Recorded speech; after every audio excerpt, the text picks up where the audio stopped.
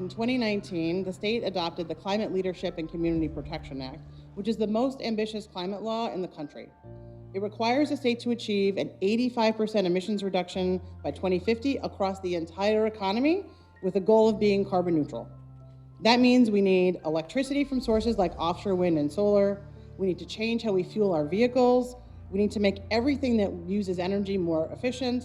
And we must change how we heat, cool, and provide hot water to our buildings. That's why Upgrade New York was created.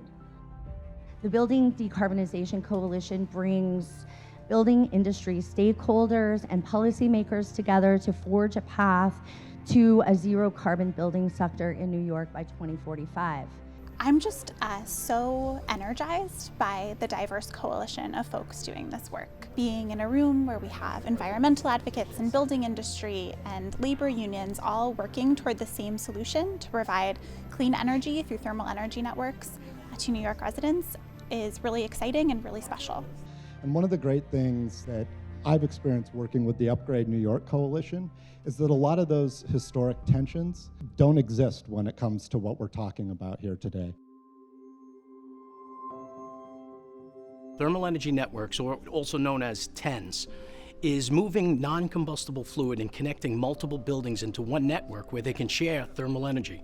It consists of geothermal boreholes, waste heat from computer centers, even wastewater energy transfer from sewers.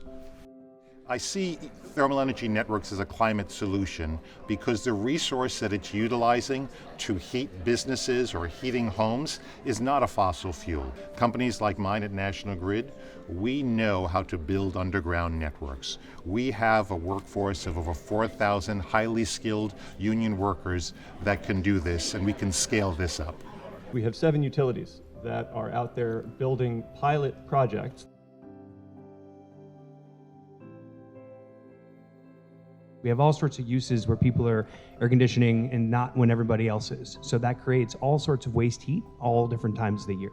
So the idea here is we'll take all that waste heat that we're putting into cooling towers, put it into pipes, and send it around to these various buildings. 64 campuses all across New York State.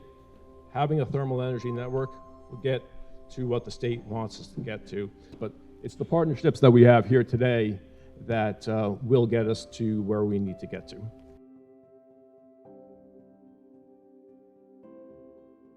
For all of this and more, we're going to need the trades, we're going to need the steam fitters and all of these unions to do the actual work, to train the experts and to bring us into a renewable future. So what we're delivering is not just energy security, but it's job security and it's health security because we can decarbonize. The piping systems that are involved really provide really good family-sustaining union jobs for the workforce that currently build out the gas grid. So basically, the steam fitters would install the equipment, and then the service fitters come behind and maintain that equipment. The apprenticeship program helped facilitate me right into the Steam Fitters Union. You can have a career, and that's why 638 is important. Decarbonization is a job creator. The Edward J. Malloy Initiative for Construction Skills is an apprenticeship readiness program that provides training and direct entry access to New York City Public High School seniors and adult residents of New York City. My excitement just mirrors the excitement that exists in our communities, not just the amount of people in this room, but we saw over 75,000 people take to the streets of New York City to say we need to end using and burning fossil fuels, and it's time that we meet that demand.